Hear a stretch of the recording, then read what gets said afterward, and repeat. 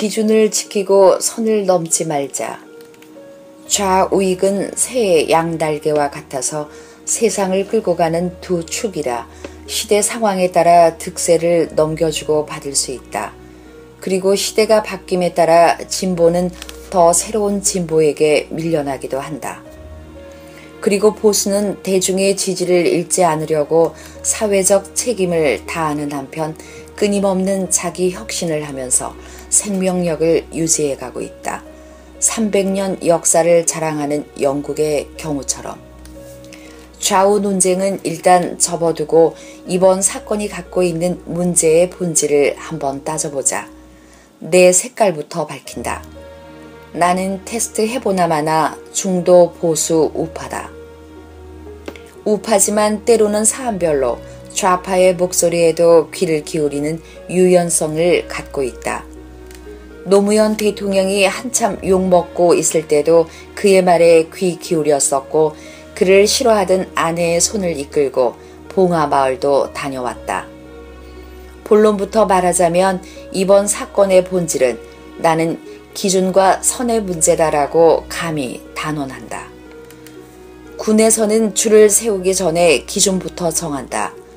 그럼 기준되는 병사가 오른손을 쳐들고 기준하고 외치면 그에 따라 오와 열을 맞추어 정열을 하게 되는 것이다. 사회는 기준이 서야 질서가 유지되며 기준이 무너지면 질서가 무너지게 되어 있다.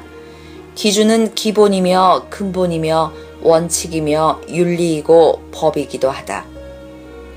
줄자에는 한쪽에 센티미터가 표기되어 있고 다른 쪽에는 인치가 표기되어 있는데 경우에 따라 센티미터로 재다가 인치로 잰다면 어떻게 될까? 형평의 원리에 어긋나기 때문에 난리가 날 것이다. 내가 볼 때 지금이 꼭 그렇다. 국회, 언론, 검찰이 내부자가 되어 이중잣대를 들이밀며 세상을 재단하고 있는 것이다. 국회의원이 앞장서면 언론은 선동하고 검찰이 행동대장 역할을 하고 있는 꼴이다. 평정심을 잃은 정도가 아니라 제정신이 아닌 것 같다. 똥 묻은 개가 겨 묻은 개를 나무란다고 이건 완전히 내가 하면 로맨스고 남이 하면 불륜이라는 격이다. 나에게는 관용의 잣대를, 남에게는 엄정의 잣대를 들이대는 그 자체가 민주주의의 근간인 만민평등과 법치주의를 무너뜨리는 것이라고 하겠다. 또한 대통령이라도 법은 지켜야 한다면서 자범들에게도 적용되는 무죄 추정의 원칙조차 무시하고 있고 확인 안 된 찌라시 수준의 언론 기사를 카피해서 소추하여 탄핵을 시키고는 법에 없는 하야까지 요구하는 작금의 사태들을 상식과 균형감을 갖추고 의식이 깨어있는 자라면 어떻게 받아들일 수 있겠나. 법에 정해진 절차대로 죄를 밝히면 되고 죄가 있으면 재판을 통해 벌을 주고 그 다음 엄중히 그 죄값을 당연히 치르도록 하면 된다. 법 격언에는 정사에도 사정이 있고 법에도 예외가 있다는 말이 있다. 세상만사 칼로 두부 자르듯 처리할 수 없음을 일컫는 말이고 정확한 잣대를 들이대되 인간미가 있어야 한다는 의미쯤으로 이해하고 있다. 그리고 죽을 죄를 지었어도 최소한의 인간적 배려, 즉 자기에게 불리한 진술은 거부하고 자기 방어적인 진술 기회를 주도록 되어 있다. 그러나 요즘 검찰을 비롯한 사법부의 행태를 보면 실소를 금치 못한다. 정유라 걔가 도대체 뭐라고 21살배기 여자아이를 갖고 그 난리를 피우고 있는지 어른들이 점잖지 못하다는 생각이 든다. 대학생이든 아이를 졸지에 중졸로 둔갑시키고 학점 잘 줬다고 교수를 구속시키고 인터폴에 적색 수배를 요청한단 말인가. 코미디도 이런 코미디가 어디 있나. 그나마 정유라가 발부 전에 덴마크 경찰에 검거되어 보류됐다고 하니 국제적 웃음거리는 면한 것 같아 다행이라고 본다. 그런데 우리나라가 엘리트 체육인들을 육성하는 과정에서 입학 전형, 출석 인정, 학점 등 적폐가 많다고 지적된 게 어제 오늘의 일이 아닌데 이제와 처음 있는 일이냐 호들갑을 떨며 사회적 공분을 일으키고 있느냐 말이다.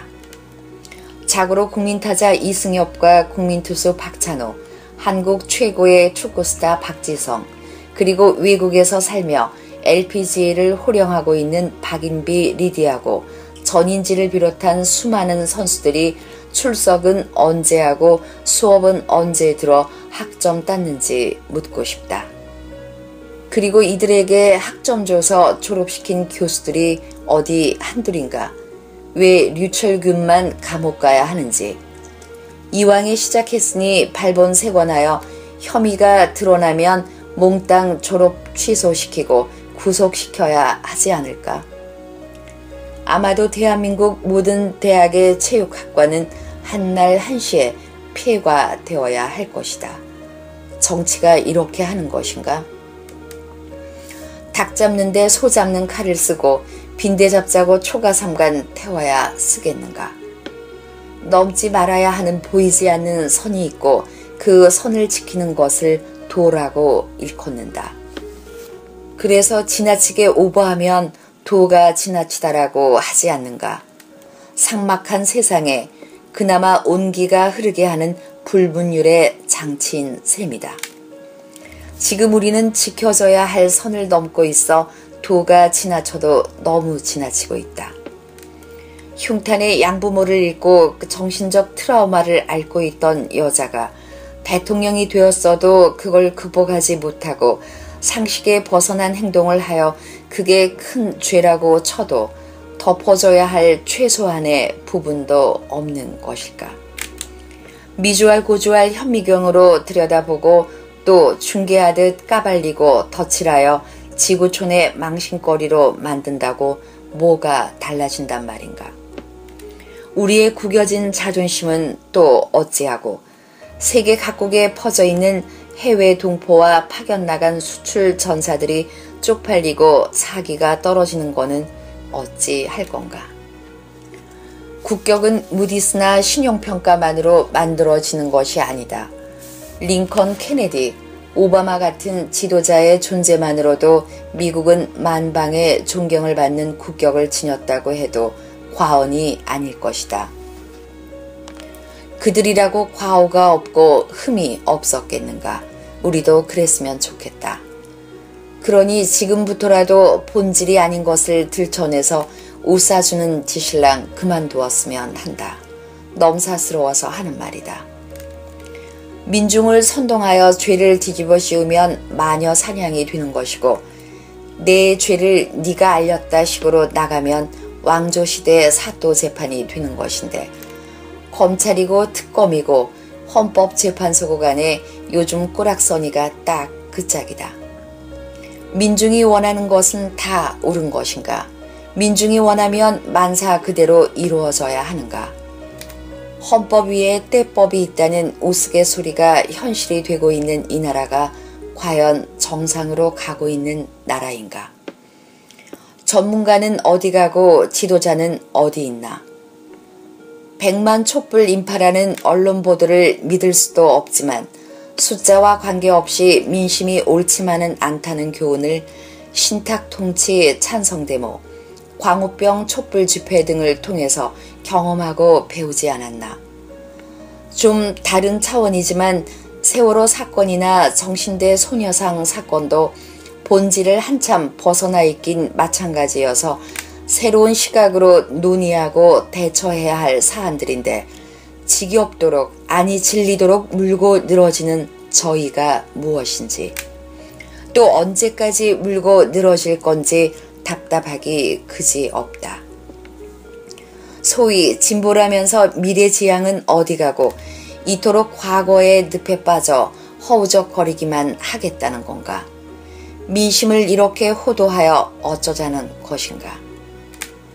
여당의 실적만 부각시켜 물고 늘어져서 민심을 이반시킨 대가로 바라는 반대급부는 정권 탈취 아닌가?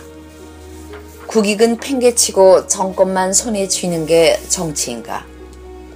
지금 때가 어느 때인데 계속해서 과거에 발목을 묶어두고 시시각각 급변하는 세상 풍파, 경제 및 외교 전쟁을 어찌 치르려고 하는지 정말 걱정이다.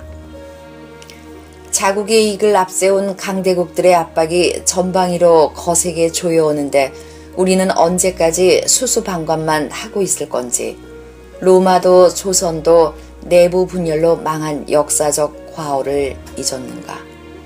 아니면 왜 그 전철을 또 밟고자 하는 건가?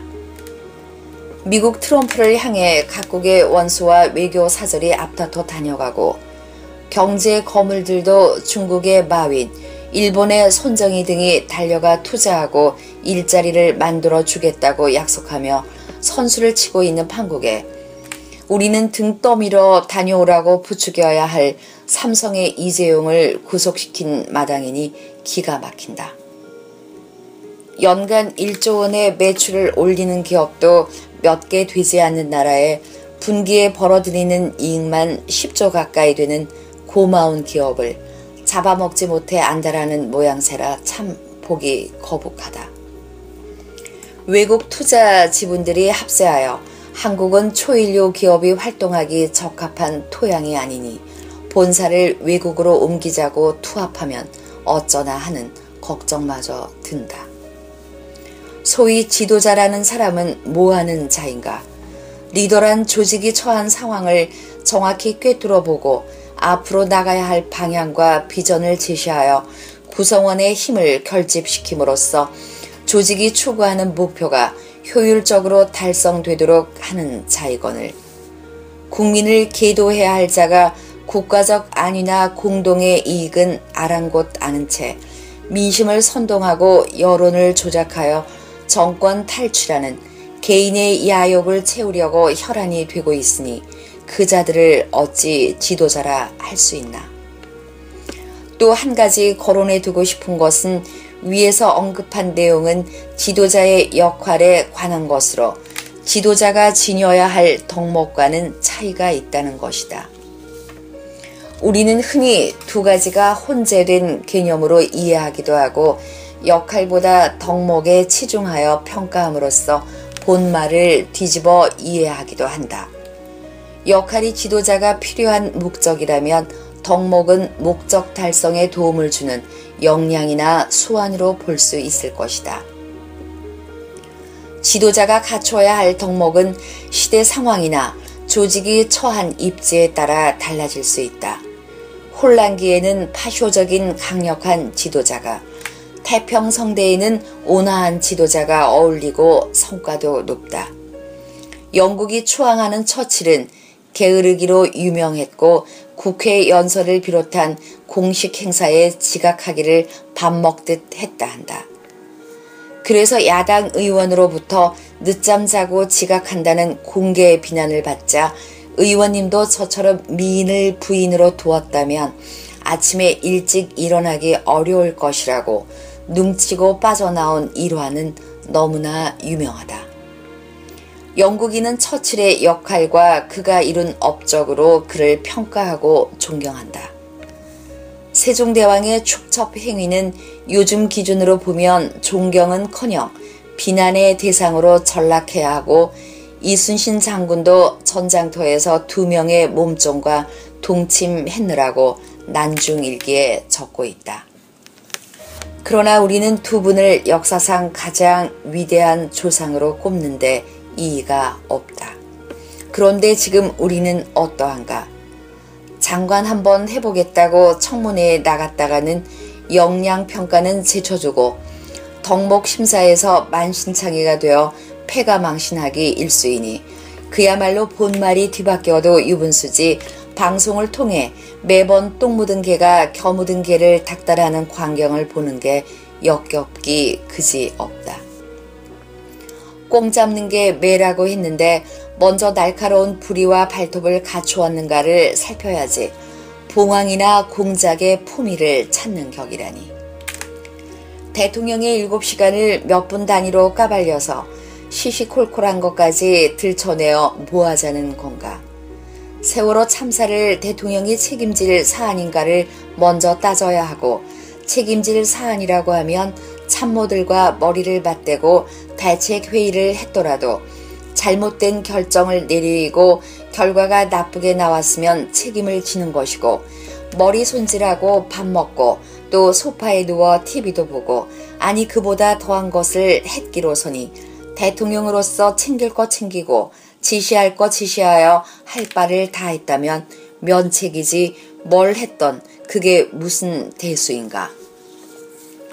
7시간 동안 뭘 했는지를 추궁할 게 아니라 뭘 챙기고 지시해서 인명구조에 어떤 역할을 했는가를 따지면 될 것이다. 오늘날 우리나라는 원로도 없고 영웅도 살아남질 못하는 사회가 되었다. 전직 대통령은 모두 범법자 아니면 독재자, 무능자로 낙인 찍어버렸고, 세계적으로 인정받는 지위에 있던 IOC 위원들도 온갖 구설에 휘말려 IOC 위원 자리를 내놓아야 했다. 김은용, 이건희, 박용성, 문대성까지. 정말이지 지구촌의 망신이 아닐 수 없다. 자기 재산을 털어 심장병 어린이를 많이도 살려낸 뽀빠이 이상용도, 행여병자들과 평생 고락을 같이 하며 보살펴온 음성 꽃동네의 오웅진 신부 같은 성직자도 하루아침에 파렴치한 경제사범으로 전락시켜 버렸다. 나중에 별거 아니었고 오해였고 모함이었거나 권력층의 사주였던 것으로 판명나더라도 이미 깨진 그릇이고 엎질러진 물인 것을 어찌 되돌릴 수 있단 말인가. 배고픈 건 참을 수 있어도 배 아픈 건 못 참는다는 못된 기질이 DNA를 자극해서인가. 이 저질 심보가 정녕 우리의 민족성은 아니라고 믿고 싶다. 이제는 깨어있는 시민이 나서야 한다. 아무리 먹고 살기 힘들고 생업이 바빠도 이제는 바른 목소리를 공론화시키고 그 의견을 정치권과 사법부에 제대로 전달해야 한다. 그들의 대오각성을 끌어내지 못하면 미래는 희망이 없다. 암울할 뿐이다. 어떻게 이뤄낸 기적인데 이 시점에 와서 그 불씨를 꺼트려 버린단 말인가. 동기들아, 친구들아, 우리 중에 누가 한번 깃발 들어보면 어떨까? 우리가 주역이던 시절은 지났다. 그래도 후배들과 후손들에게 우리의 고귀한 시대정신과 역사관, 가치관은 우리 대에서 끝낼 일이 아니라 반드시